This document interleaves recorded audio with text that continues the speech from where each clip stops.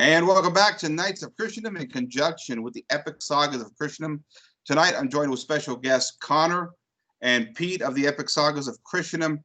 And tonight, we're talking about the Protestant Reformation, exactly why it's been such a resistant strain. We're going to go through the history of it, talk about it from a political perspective.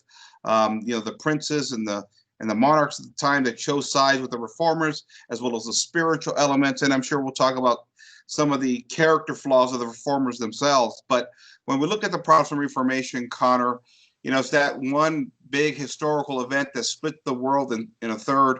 I'm wondering about that prophecy in the book of Revelations, in Revelation 12, where the serpent took 1/3 of the stars with him. I'm wondering if it was a prophecy about the Protestant Reformation, because that's pretty much what happened there. But, Protestantism, it's kind of unfolded over the years. It's kind of devolved into a bunch of mishmash, kind of strange sects and cults in many respects. But in one capacity or another, it seems to survive. Why is Protestantism such a resistant strain, within this heresy? Well, it's like me and Pete here were talking about the other day. One of the reasons I think we both think that it's endured so long is it's not something that you can just look at and attack. It's so many different things. It's so many different denominations with conflicting and contradicting views. So I think that's one of the things. It's not something you can just put a label on. Yeah. Pete, what are your thoughts on that? My thoughts are that the reason that it was so virulent is the decline of actual true mysticism in the general mood of the population of Christendom. And that's just the sum of it. That's just my summary. Yeah. Well, we're coming off the 13th century, which was Renaissance. I believe there's lots of impurity at the time, Connor, if I'm not mistaken. Yeah. That's part of it. I think we do have some diabolical characters in there, like Martin Luther and King Henry, who have their own fallen nature and sins. I guess you could say that they're struggling with. Yeah. But I know there was also a political element to this, and I know that this is something that you studied. I know the princes chose sides. There was a lot of wars at the time, and a lot of I guess you could say, the treasuries were broke, and there was lots of promises made by the reformers, and the princes chose their side, did they not? Yeah, that's exactly what happened. A lot of these guys, whether they be the princes of Germany or the kings up north, or even the king in England, they weren't. I mean, they had a decent amount of theological knowledge. King Henry VIII even wrote a book shortly before the Protestant revolt in England, defending the seven sacraments and the papacy. But they weren't leaving over these reasons. Most of them were leaving over their own kind of personal sins that they sought to justify, or to gain something more than they could have had. They were opportunists, essentially. King Henry VIII, for example, we're all familiar with his story. He sought a divorce with his wife, Catherine of Aragon, and he wanted to marry his mistress. So the Pope wouldn't allow him to do it, because one, it was a valid marriage, and two, he just couldn't, even if he did want to. The Papal States were basically at the mercy of the emperor, who was her uncle. So there was that. Up north, the King of Sweden, I believe it was, wanted to appoint his own bishop. The Pope wouldn't allow him. So similar thing. Philip Hess of Germany wanted to divorce his wife and get married again. So you see there's like a pattern with these figures. They all sought to break free so they could increase their power and their wealth, because when they break away from the papacy, not only do they get to justify their own sins and their sinful nature, but they get to confiscate all the monastic lands and the churches. It's all theirs. And they don't have to pay the tax that they had to pay to the Pope anymore, or money. So they get all that money and all that power. So I think that it's obvious that the vast majority of the reason was political, at least for why it wasn't put down earlier. Yeah, I could see that. I mean, politics is, as we know, in our current times right now, there's always a motivation there that undermines true faith, true religion, culture, and everything that sort of makes its rounds. Pete, as far as the spiritual aspect of this, listen, to me, I study the history of Martin Luther. I studied his life a little bit. And he seemed like a character with a lot of demons in his life. And then when you study him and read his words, boy, it's a tough read, because the man is caught up in many of the mortal sins that the church has always condemned. Just to name a few of them: lust and gluttony and adultery and drunkenness. And yet we're asked to believe from many of our Protestant friends that he was a virtuous man called upon by God to sort of reveal this new gospel 1,600 years after Christ walked the earth. I mean, what do you see with Martin Luther? Well, I think you have to go back a little bit. And my personal thing about this is my opinion, is that you can't really separate the mood of the people from the laws of the land. And politics does play into this a bit. You can't really separate church and state. Catholic government, does the form matter more than the spirit? I mean, our Lord says, render unto Caesar's what is Caesar's, render unto God what is God's. At the outset, the Protestant Reformation really is just equal to the decline in Christian civilization by way of the decline of mysticism. Mysticism is detachment. That's the essential point, and it is detachment from worldly things. And Martin Luther, well, he kind of started this liberation of the mind thing in a theological sense. He, for example, justification by faith alone. That says a lot. I mean, would that not lead to the exclusion of detachment eventually? Detachment, after all, is an action. Justification by faith and good works is an action, no longer applies. No need to work towards salvation. Whatever will be, will be. So live life to the fullest by way of earthly distractions. And this is kind of where he starts with that whole principle of by faith alone. And you see this a lot in modern day evangelicals. I'm saved, I've been baptized, I've been saved, now I'm going to convert you. But they have spent no time working on themselves. And I think that he kind of embodies that spirit. Yeah, I think so. I think so. And I think, Connor, when you look at him as an individual, again, I'll point to some of his flaws, but sola fide really, to me, makes sense to a person that does not want to give up sort of his fallen nature and make those true meaningful changes to sort of make us one with Christ, where we kind of get to infuse our own will on God in many ways. It's like I keep saying, with the Protestant reformers, they decided to renegotiate the terms of condition with God, where it was almost like, well, listen, God, I'll follow you, but you're going to have to lighten up on some of these sins. And I think that's kind of where, in this, really, screwed up kind of way, sola fide was concocted to justify some of the reformers' fallen nature in that respect. Oh, yeah, definitely. Martin Luther, he was a very unfortunate figure. He suffered from abuse from his parents, especially his father, if I recall, and it kind of gave him this view of God as an angry avenger. So whenever he would go to confession or these things, he suffered from very severe scrupulosity, and I think that that kind of led to this thing, kind of led to his breakthrough. But he was not a good man to reform the church. He obviously wasn't the right man because of his demons. Yeah, without a doubt. So I think, in retrospect, he's a figure now at this point in time that represents something bigger, because he's been embraced really by not only the Protestants but also the classical liberal wing of our sort of political discourse. Oh, yeah. As I said so many times before, the Protestant Reformation really was the first step in taking down the old Catholic world, as historian Charles Columbus so brilliantly said. It's been a three-pronged attack historically in the old Catholic world. The Protestant Reformation was attack on the altar.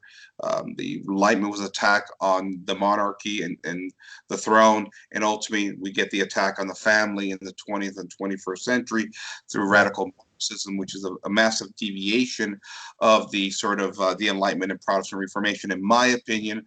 And so in that sense, that's what I think convolutes a lot of history there. And we don't see it because our mindset in modernity has been one where we've accepted sort of these, these what we would call liberty, but in fact is license in essence that really starts at the Protestant Reformation. We see the indifferentism within religion that allows mankind to really pick and choose sort of the standards that he wants to abide by. And so, but I guess when we look at the time, Pete, what were the underlying issues, in your opinion, when it comes to the Protestant Reformation? Could it have been stopped, in your opinion? Was there something the church could have done? Did the church make mistakes? And were some of the complaints of the Protestant reformers, were they legitimate? That's a lot of questions to answer. I'll start by going backwards. Yeah, I think some of their complaints were legitimate. I think the church was very definitely deeply involved in corruption at that point. And I kind of think it sort of started in the high Middle Ages, and with the prosperity and population growth in Europe at that time, I think economic prosperity brought with it a lot of ease, and ease always seems to bring along with it sin. So definitely, there was definitely a buildup. Like in the early church, there was a lot of mystics. The deserts were full of these Anthony of the Desert type characters, and there was a lot of it seemed like anyways, true, really good Christians that were just trying to live their life for God. But at the time, I mean, they were living a lot under pressure, like the early Christians were under the threat of Rome, and then the collapse of Rome came, and they lived in hardship for many years.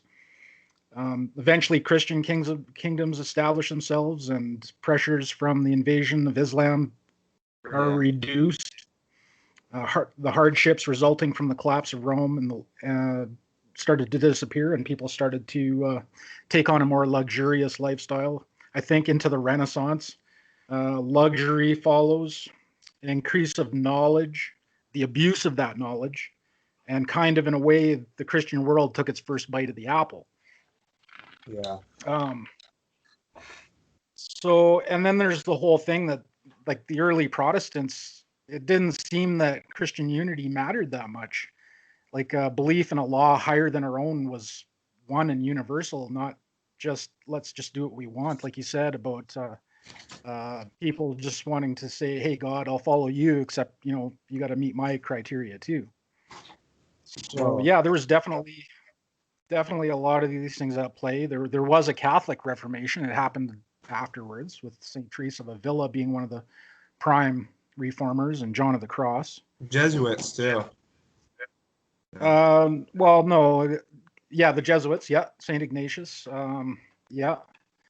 So, yeah, there was a movement. You got to think, like, if St. Teresa of Avila had to crack down on the Carmelite order, like even the church's institutions, the ones that were built to despise luxury and comfort, were falling to that. There's already a problem there. So for sure, like there was definitely underlying problems, and I think that was spilling over into the general population. Yeah. Well, I think a good study and sort of to analyze that area, what was happening, just like today, I think, where we see the world appears to have gone mad, and in the midst of this great apostasy, there's a lot of underlying issues. And when I talk to a lot of my friends that are not Catholics and are either see politics as sort of their salvation to try and solve the modern problems of today, they really do miss a lot of the underlying problems that we see. And a lot of this stuff, listen, I have my reversion back to my faith, back in the early 90s, and I started to see a lot of the things and that were problematic in our culture that have now led to where we're at today. And a lot of people don't want to deal with these issues because they become unpopular within in the midst of a democracy. I think probably in that same sense, once you get a population in that era, the 16th century, that begins to lose faith, and then you got politics and you got money and things of that nature, you know what, that will work on people's faith in one capacity or another. I think when we look at the Protestant Reformation, Connor, I think the big question is, again, why is it such a resistant strain? I mean, yeah, it continues to splinter, it continues to split apart, it continues to schism, but yet, in that respect, it still stays alive, where other heresies have kind of vanished throughout the history of the world. Yeah.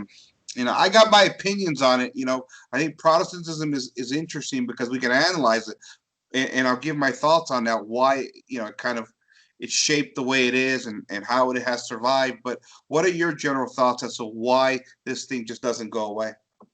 Well, okay, I'd be more than happy to answer that, but before that, I would just like to kind of tackle kind of the state of the world, what was going on in Christendom, European Christendom at that time, that made it so the ground was so fertile.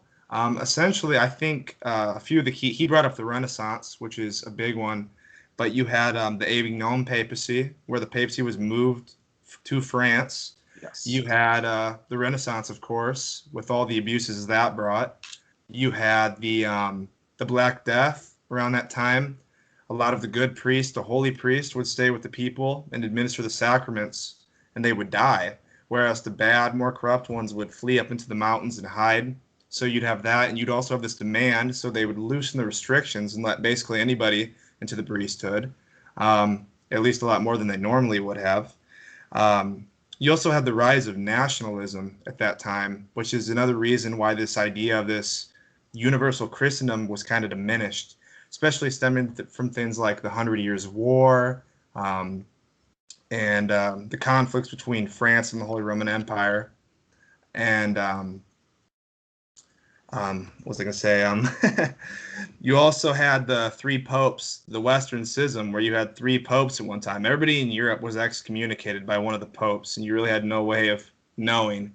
So these things kind of made the papacy. Oh, and then you had Philip the Fair of France fight, basically weaken the papal position after what he did to Pope Boniface. So you had this idea of the papacy and of Christendom were totally diminished by that period. The ground was fertile. So in other words, like kind of what we're seeing today over the past 50, 60 years since Vatican I, the papacy was weak, and with it, the faith kind of went collapsed within down the line to the laity, right? Exactly. And why it's such a resistant strain, that's kind of a hard issue. But I think a lot of it has to do with the collapse of Spain as a power, and the Catholic powers. And then you had kind of the rise of the Protestant nations, because they would engage in things like usury and things that were banned in Catholic Europe, or at least not practiced wide scale. And I think with that, they were able to, they built America and these places. And then another factor is Protestantism can just break down further and further. They don't have to be in a denomination even anymore. They can just be an evangelical, or they don't even have to go to church at all. They could just be home with their Bible. And it's convenient for someone who wants to feel good, but they don't really want to put in much work. They can just do that. So I think those are some of the reasons why it's able to. Like Catholicism, we can't break down. We're stuck. We're in the church. But they can just break down or hop to a new church, and, Well, see, that's interesting you bring that up, Connor. And Pete, my basic thesis on the Protestants and historically what they've meant to the world. In Europe, I believe Protestantism has absolutely collapsed, and it survives in America only because the concept of religious liberties allows them to continue to morph into something that, well, only God knows what it is at this point in time. You look at institutionalized Protestantism in Europe, it's practically dead. And with it, the Protestant Reformation has brought about this atheism and ultimately a paganism that now runs rampant sort of through the entire continent. And so even now, when you look at Europe and in the midst of this great apostasy, the great pockets of faith are where? There's Southern Europe and Eastern Europe, where the Catholic countries, Spain and Italy and Portugal, Poland, Hungary, where Catholicism has always had a historical major role and stayed Catholic after the Protestant Reformation, Pete, there's still a remnant. I'm not saying they don't have their problems there, but there's still a good part of the population that is faithful going to church. However, you look up north where the Protestants dominated, the Scandinavian nations, the northern part of Germany, England, all these what we would consider historically Protestant countries, they've completely apostatized over there, where church attendance in most of these countries now is in single digits, unlike the Catholic nations where you still got double digits in some respect. It seems to me that European Protestantism has paid the price for their betrayal of Holy Mother Church. Absolutely. You go back to what Connor says about the ground being fertile. I mean, when you look at your own leaders and they appear to not live according to their own principles, why wouldn't you revolt? And it spills over to the mood of the people. And, you go through this morphing, these different stages through the Reformation, the Enlightenment ideas that are being passed around, like I think, therefore I am. It's kind of a seed to the exclusion of God in life. And but really, World War I really destroyed all the Protestant powers. And why couldn't Protestantism survive like Catholicism? Well, there's no grace there. They can't. It's all just by will by your own will. You can't live in a life of grace in a Protestant religion, and therefore it's just going to collapse as soon as there's no government to prop it up anymore. It became a nationalistic way of thinking. Every country had its own version of Protestantism. As soon as that's gone, what's left? Nothing. Empty, boring churches. Yeah, I think that's a pretty fair analysis there with Europe. I think, though, Connor, where it has survived is in America. Yeah. And this is interesting to me because I think the essence here, the problem is that America has never experienced what I consider true Christianity. It thinks it knows true Christianity, but it never has. The heartland, the motherland, the fatherland, whatever you want to call it, the heart of Christianity was always Europe. And this is why Europeans, I don't think, ever bought Protestantism long term, because they saw it's not in their history. They saw a bunch of contradicting notions and the way Europeans conceive truth. That's why I think in Europe, for the most part, I'm generalizing here, don't get me wrong, is either you believe in the one true faith, which is the church throughout all of its history because it's embedded throughout all of Europe, or you're an atheist. But in America, it's a little different. We start off as an indifferent nation in regards to religion and faith. And through the concept of religious liberty, an Enlightenment idea, I guess you could say, the Constitution of the United States is enshrined in 1776 with the idea that, you can worship how you want, private moral codes, private religion, and really within one generation of the enshrining of the Constitution of the United States, you begin to see a flurry of all these really kooky, off-brand Protestant denominations, starting with the Mormons and the Jehovah's Witnesses and the Campfire Preachers. My point being is that America never understood what true Christianity was, and it started to make it up on the fly. And I think Protestantism, it's in its last days, but where it does survive is America, because it's allowed to kind of mold and reinvent itself constantly into something that doesn't even look like Christianity. It's just a set of contradictions, I guess you could say, Connor. Yeah, that's true. That's very true and well said. I would also like to bring up one more point that I kind of forgot, but I think this is a big one. During that time when this was happening, you had the printing press, which had never really been used by the public very much before. And a lot of Martin Luther's ideas were able to be published and spread out to the common people. Propaganda. Yeah. And the thing is, they were very, very susceptible to it. And because I guess you could say it was the first fake news. Yeah. they had really never been exposed to that kind of thing. So I think that they were a lot more willing to buy it. I mean, they couldn't just go look online and fact check it. They couldn't, most of these are just peasants and people that probably aren't even literate.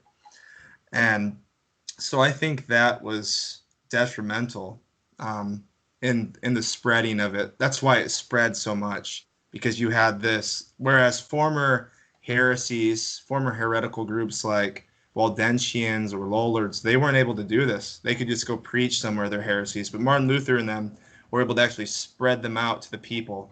Sure. So I think that's another very important factor in that. And fake news has made a resurgence, so we should watch out. Okay.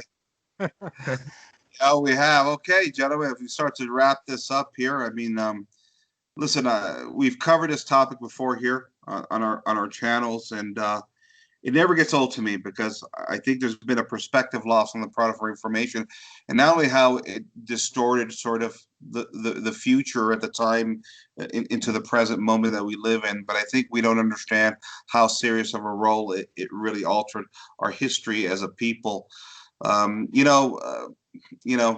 Pete, I think, again, whenever I see an ex-Catholic leave the faith, whether it's a family member or whether it's a friend of some kind, I can't help but think how our ancestors, the grandparents, the great grandparents of those people leave the faith must be rolling over in their grave, because so many of our ancestors made such great sacrifices to protect and preserve the faith in many respects. And I think when you talk about the Protestant Reformation, it's played a major role, in my opinion, into the chaos we see within modernity today, where we see the utter sort of ruin of the family, the sort of the corruption of the culture and the political system.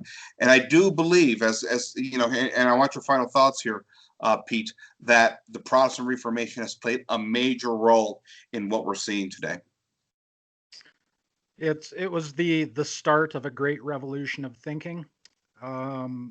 Absolutely wrong way of thinking.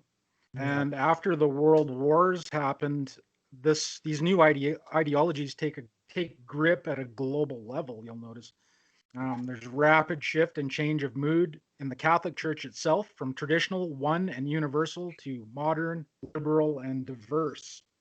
This change leads to the decline of the priestly and religious life, the abuse of the sacraments, and a weak, comfortable kind of Christianity. And this is what we see all over the place nowadays. Yeah. Christianity breaks down further. Accompanying all this, and this is like, for me, this is a big thing. Like, sure, Vatican II was a real door opener, but accompanying all of this is the advent of the internet, a rapid communication of ideas, thoughts, facts, and fictions, truths, and errors. Yeah.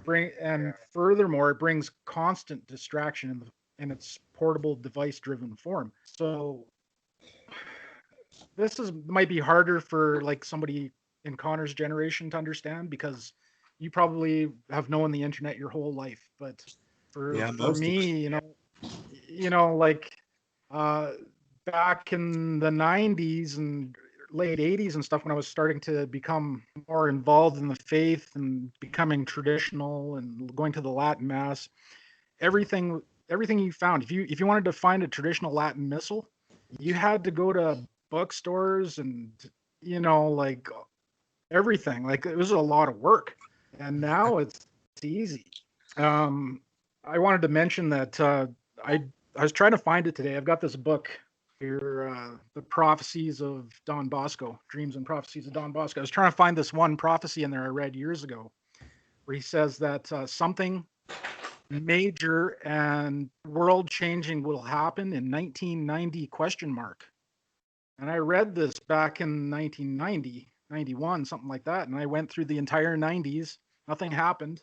And then it occurred to me about 25 years later that what he was talking about could possibly have been the internet. It was like a huge wave just washes over the world with all kinds of conflicting opinions.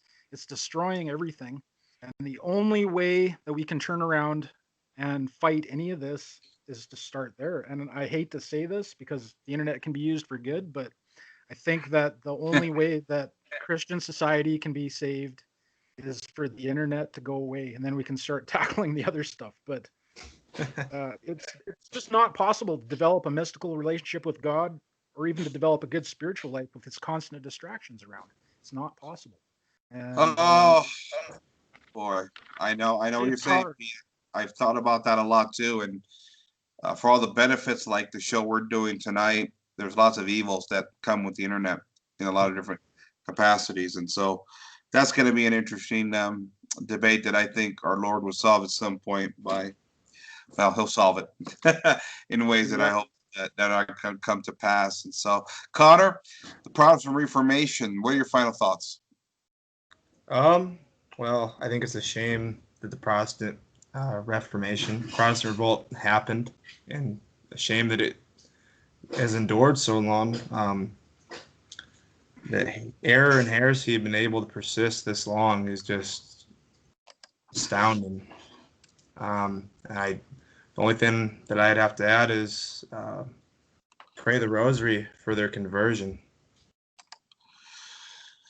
Yeah, I think that's what we can do now. And Protestantism is baffling to me. I understand its appeal when it's easy. It's easy. That's part of the issue is when you can constantly renegotiate the terms of condition with God, ultimately, who wouldn't want that kind of a relationship, ultimately? It's not about us following him necessarily. It's about us trying to fit God within our lives. Now, the Protestants won't frame it that way, but by practical effects, that's exactly what it is. It's like, oftentimes on our show, we talk about Glenn Beck, and Glenn Beck talks about the covenant theory of sort of the Pilgrims, and then Abraham Lincoln started a covenant as well, too, to save the country during the World War. And now where all the sort of, America appears to be on the verge of collapse again, they want to talk about a covenant. Well, covenants don't work that way. And man doesn't initiate covenants. God initiates covenants. I think this is kind of the idea what Protestantism does. It really creates God in sort of in everybody's own mind and own image they create in their own heads in that respects. And I think we see with Protestants, and one of the things that I've been studying lately, gentlemen, is if you study Protestantism, a lot of it has to do with sins below the belt. I believe it began there. I think it's something that has dominated their movement, and whether it's contraception they caved in on, or homosexuality, or or shacking up out of wedlock. Because in the end, if works don't matter, if following the Lord don't matter, and it really does. They'll say it will. You got to walk with the Lord. I've heard that. But in the end, it's that act of faith that will save you according to their own sort of theology. It's a situation where you can kind of rationalize away his sins. And again, you get to dictate the terms of condition. So there you have it, guys. I want to thank Connor. I want to thank Pete for joining me tonight. Another great podcast. Thank you, gentlemen. Yep. Thanks. All right. This is Frank signing off for Knights of Christendom in conjunction with the Epic Sagas of Christendom. Good night, everybody. Good night.